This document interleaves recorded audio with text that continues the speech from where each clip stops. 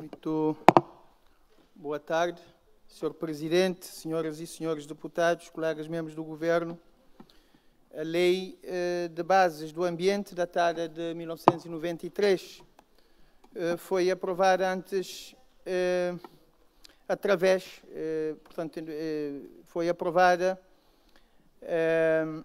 da Lei 86/4 romano, 1993, de 26 de junho, tendo sido, até agora, portanto, é considerada o principal documento normativo do ordenamento jurídico ambiental do país, concretizando assim o disposto nos artigos 7º, a linha K, e artigo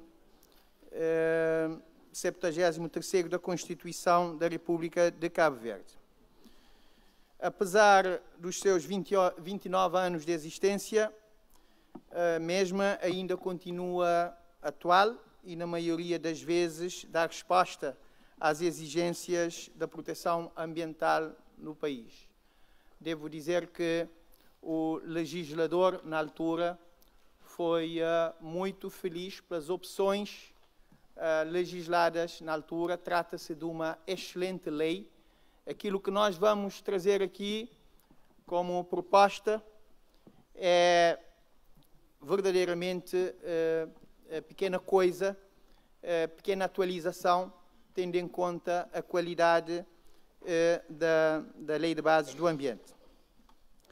Mas a experiência acumulada, e tanto a nível internacional como nacional, tem despertado uma nova consciência global acerca das implicações ambientais do desenvolvimento humano, portanto, toda a pressão antrópica e os novos desafios que caracterizam o panorama ambiental atual, que convém serem refletidas também a nível da Lei das Bases do Ambiente. Por exemplo, a mudança climática decorrente da emissão de gases de efeito de estufa.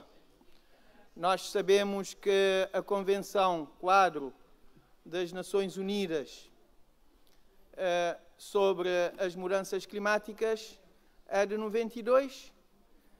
Sua entrada em vigor foi muito mais tarde e esta legislação foi concebida ainda um pouco antes. A economia circular da água e os princípios de precaução, por acaso até que o princípio de precaução foi introduzido já no decreto legislativo que regulamenta esta lei de bases, o princípio do utilizador-pagador e de protetor-recebedor.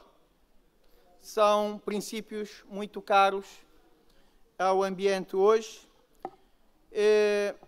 e que exigem desafios importantes da política para o ambiente e ordenamento do território, que não são tratadas na lei de bases em vigor de forma explícita, mas o princípio da responsabilização está na lei de bases e compagina-se com estes conceitos que são bem mais explícitos e que convinha, portanto, fazer constar da lei de bases.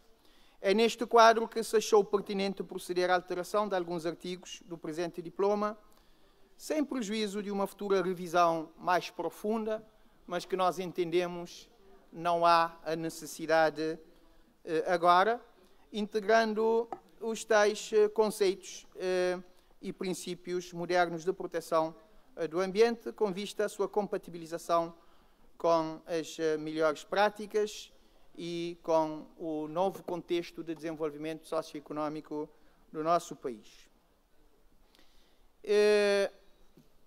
Portanto, são poucos artigos. Seria fazer corresponder o diploma à nova referência atribuída na decorrência da segunda revisão constitucional, efetuada em 2010, em que o direito ao ambiente passou a ser consagrado no artigo 73º e seriam, no quadro da revisão desta lei, os artigos 1º e 10º, a introdução, como eu disse há pouco, dos princípios de utilizador-pagador e de protetor-recebedor, consagrando assim o dever do utilizador dos recursos ambientais para fins económicos de pagar por eles, bem como o direito de quem presta serviços ambientais relevantes de receber compensação financeira ou fiscal, mudança de terminologia do princípio da responsabilização, portanto, para o princípio do poluidor-pagador, utilizada atualmente para referir à responsabilização do poluidor pela poluição causada e da obrigação do mesmo assumir os custos tanto da atividade poluente como da introdução de medidas internas de prevenção e controle necessárias para combater as ameaças. Portanto, é o artigo 3º. E depois a introdução da figura avaliação ambiental e social estratégicas. Este é também mais um outro conceito que é importante no processo de planeamento nos diversos setores, sobretudo quando nós estamos também a falar de grandes investimentos, grandes planos de desenvolvimento que mexem efetivamente com o ambiente no seu todo. Portanto, seria qualquer coisa que estaria no nível de uma avaliação macro, porque a nível micro nós temos os estudos de impacto ambiental. E assim, estaríamos, portanto, a ter um instrumento de apoio à tomada de decisões e o reforço do artigo sobre objetivos e medidas, com a inclusão da política de utilização racional da água, política de redução da emissão de gases de efeito de estufa e de adaptação aos efeitos negativos nas mudanças climáticas. Portanto, estaríamos a falar aqui de pequenas alterações nos artigos 4º, 10º e 30º.